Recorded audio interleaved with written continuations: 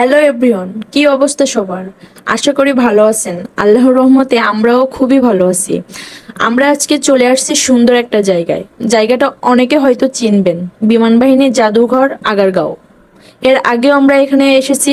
জায়গাটা আমাদের কাছে খুবই ভালো লাগে। এখানে আসলে অনেক অনেক বিমান এবং হেলিকপ্টার দেখা যায়। অনেকে হয়তো সরাসরি বিমান কখনো দেখেন নাই, তারা এখানে আসলে সেই স্বাদ পেয়ে যাবেন।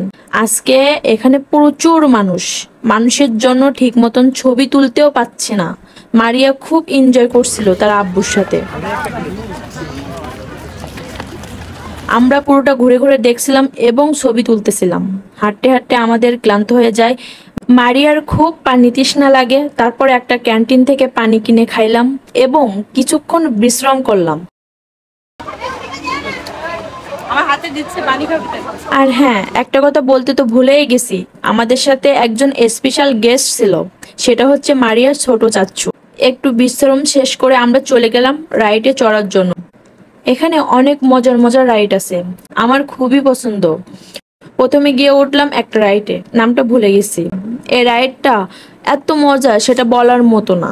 রাইডে আমার হাজবেন্ড আমার সাথেই ছিল। আমি খুব জোরে জোরে চিল্লাচ্ছিলাম।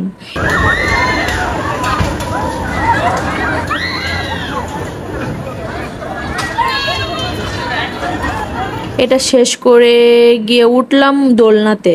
দোলনাতে অনেক মজা। এরপর গিয়ে উঠলাম ফ্রক ডান্সে। ফ্রক ডান্স হচ্ছে ব্যাঙের নাচ। এটা এত পরিমাণ ঝাঁকুনি যেটা বলার মতো না। মারিয়া প্রথম প্রথম একটু ভয় পাচ্ছিল, তারপর বিষয়টাও আনন্দ করছিল।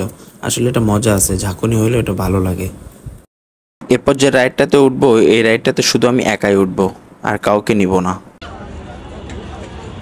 আমারে নেই নাই, আমারে না নিয়ে একা আইরে আমারে নিতা।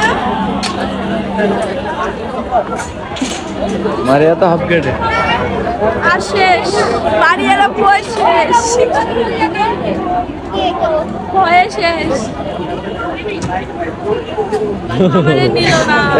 নিব না, কারণ এই রাইডটা অনেক রিস্ক।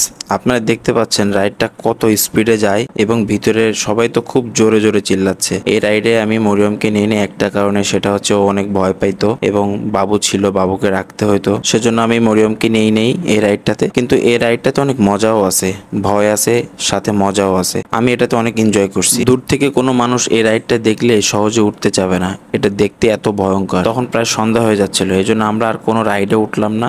আমরা বাসায় চলে যাওয়ার জন্য বের হলাম। এখানে কে কে গেছেন অবশ্যই কমেন্ট করে জানাবেন। আমাদের ব্লগটা কেমন হলো অবশ্যই কমেন্ট করবেন। আল্লাহ হাফেজ, আসসালামু আলাইকুম।